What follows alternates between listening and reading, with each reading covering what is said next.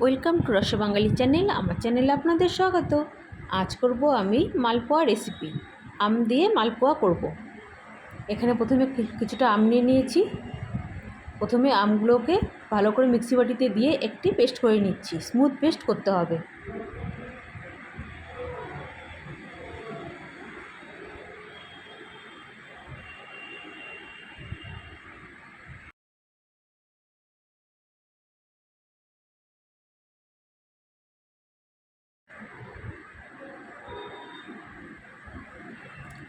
আমগুলো পেস্ট করে নিয়েছি।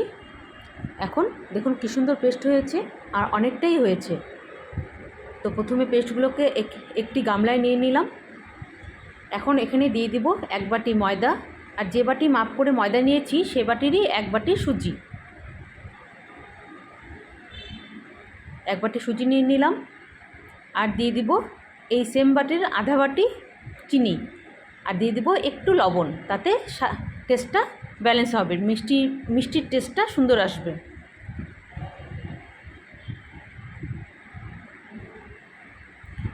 দিয়ে দিলাম চিনি। এখন খুব ভালো করে মেখে নিব। মেখে প্রায় 10 মিনিটের মতন রেস্টে রাখবো, তাতে করে সুজিটা ফুলে উঠবে। যতটা জল টানার মানে রসটা টেনে ওঠানোর ততটা উঠিয়ে নেবে, আর সুজিটাও নরম হয়ে যাবে। তারপরে আমি দেখব যে যদি জল লাগে তাহলে দেব, দিয়ে আর একটু নরম করে নিব। তো মোটামুটি একটু মেখে নিয়েছি। এখন ঢাকা দিয়ে রাখবো প্রায় 10 মিনিটের মতন। 10 মিনিট পরে ফিরে আসছি। দেখুন অনেকটাই চিনি গলে গেছে, বা রসটাও অনেকটা টেনে উঠেছে সুজিতে। সুজিগুলোও নরম হয়ে গেছে। তো এখন এই পর্যায়ে মনে হচ্ছে একটু জল লাগবে, তো আমি অল্প জল দিয়ে দিব। প্রথমে ভালো করে একটু মেখে নিচ্ছি।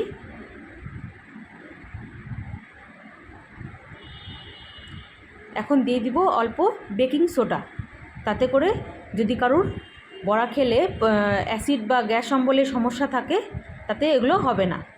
ওই জন্য আমি আর কি এটা দিলাম, বেকিং সোডাটা। খুব ভালো করে মেখে নিলাম। মনে হচ্ছে একটু জল লাগবে, তো আমি অল্প অল্প করে জল দিয়ে ভালো একটা পেস্ট মতন করে নিব।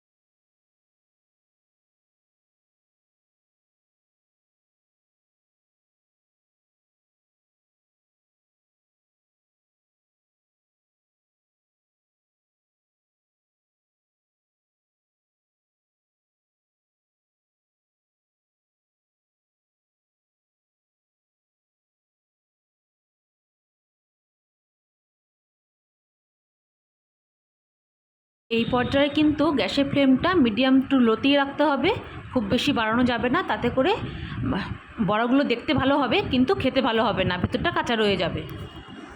এরকম করেই আমি সমস্ত বড়াগুলো ভেজে নিচ্ছি। বড়া বলতে মালপোয়া ভেজে নিচ্ছি।